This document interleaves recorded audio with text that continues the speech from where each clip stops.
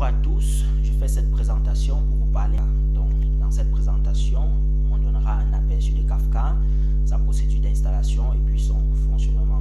Donc, d'entrée de jeu, nous dirons que Kafka ici, c'est une technologie qui permet de gérer les volumes de données, ce qu'on appelle aujourd'hui Big Data. Donc, pour des besoins d'application, dans des situations de blocage qu'on peut observer dues aux erreurs de codage.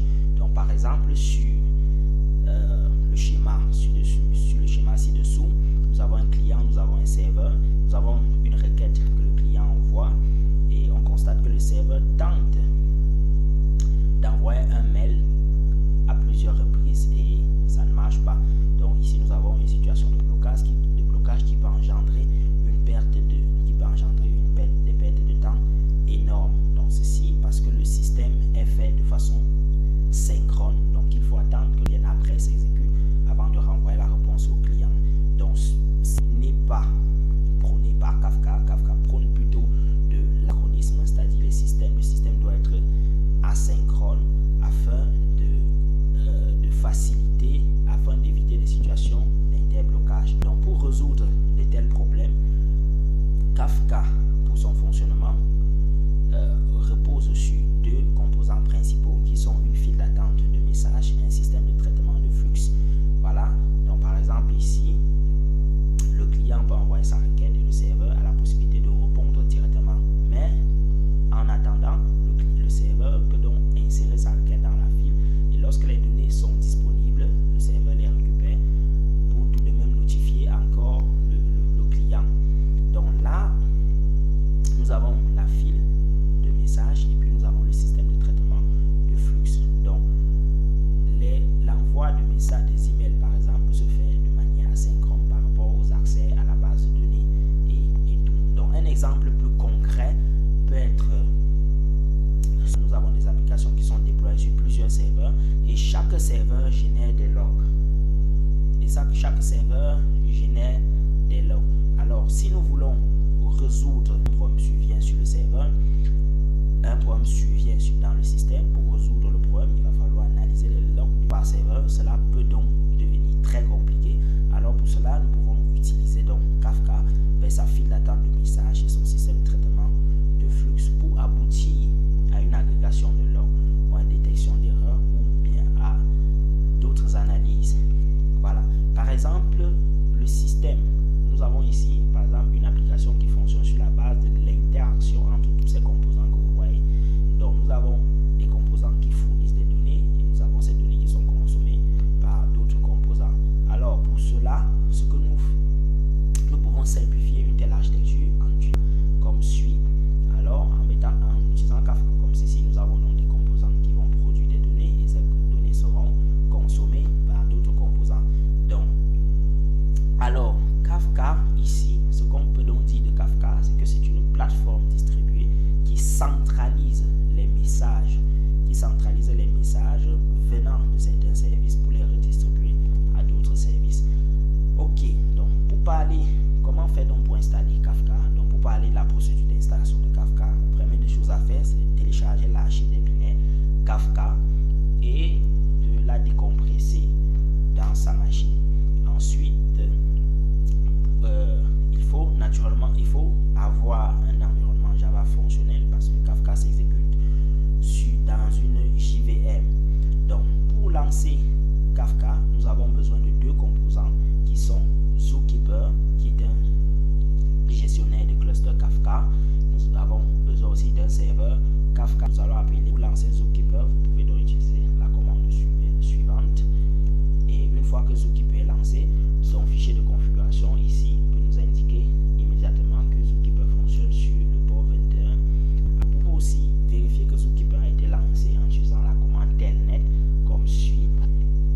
Et donc, une fois que Zookeeper est lancé, nous devons donc lancer le serveur Kafka. Donc, pour lancer le serveur Kafka, nous allons utiliser cette commande. Voilà. Et une fois que le serveur Kafka est aussi lancé, nous pouvons telnet ou si nous accédons au fichier de configuration de Kafka, Kafka par exemple ici est démarré sur le port 90-92. Donc avec une instance donc de Zookeeper et un broker Kafka démarré localement sur notre machine, donc nous pouvons dire que nous avons un cluster Kafka minimal qui peut déjà nous permettre donc de faire le transfert de messages d'un processus à un autre. Maintenant, comment Kafka fonctionne? Donc Kafka permet de gérer des messages qui sont regroupés en topic. Donc pour créer un topic, vous pouvez utiliser cette commande-ci. Ici, nous créons un topic blabla et nous précisons le nombre de réplications. Donc, nous précisons aussi le nombre de partitions. Ici, on a précisé 1. Donc, pour voir la liste des topics déjà créés, nous pouvons taper la commande suivante. Voilà. Donc, une fois que nous avons créé le topic, nous avons précisé le nombre de réplications, le nombre de partitions.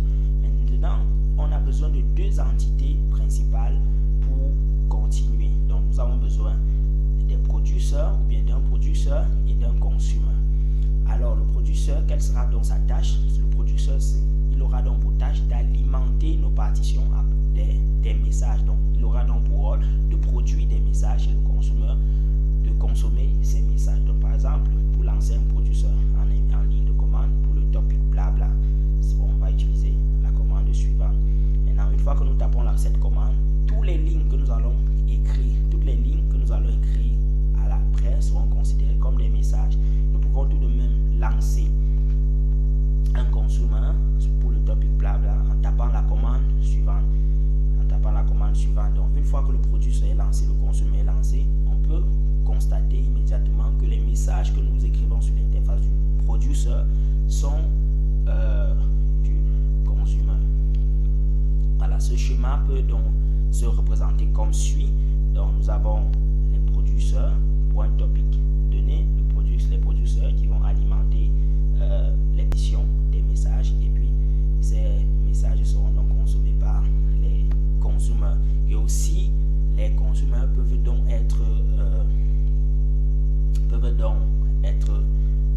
regroupés, donc peuvent donc être représentés en groupe. Ok, donc pour un exemple d'application, nous pouvons par exemple s'intéresser à la location des vélos comme Vélib en France et Vélo à Toulouse. Donc on peut par exemple s'intéresser à cette location. Donc là, on peut chercher dans chaque station à un intervalle de temps bien précis. Donc nous n'allons pas le développer ici complètement, mais nous rappelons qu'ici, dans ce cas, nous aurons donc besoin de coder un producteur comme suit, qui va récupérer les informations de l'API, à partir de l'API proposée par l'application de vélo, récupérer ces informations pour alimenter notre file d'attente. Et maintenant, nous allons coder donc un consumer ou bien des consommateurs qui vont consommer ces messages. Voilà. Donc, on peut tout de même préciser que on peut avoir plusieurs serveurs Zookeeper et plusieurs serveurs Kafka. On peut avoir plusieurs serveurs Zookeeper, plusieurs serveurs Kafka pour éviter ce qu'on appelle généralement les single point of failure, c'est-à-dire pour faciliter la tolérance aux pannes. Si un serveur tombe en panne, que le système continue à fonctionner normalement. Donc pour cela, lors de la création de nos topics, conformément au nombre de serveurs que nous avons sur le réseau, nous devons préciser le nombre de réplications de ce topic. Donc les serveurs peuvent aussi être lancés sur des machines différentes, mais si nous voulons lancer des serveurs sur la même machine, nous aurons besoin de faire des configurations minimales, des fichiers de configuration pour permettre que ces serveurs puissent donc se lancer sur la même machine. Donc au lieu d'administrer et de gérer notre cluster Kafka en ligne de commande, comme on l'a fait depuis le début ou comme on l'a vu avec des commandes, on peut aussi utiliser un outil intéressant qui peut nous faciliter la tâche, qui s'appelle Kafka Manager. Donc nous vous remercions pour votre aimable attention et à très bientôt.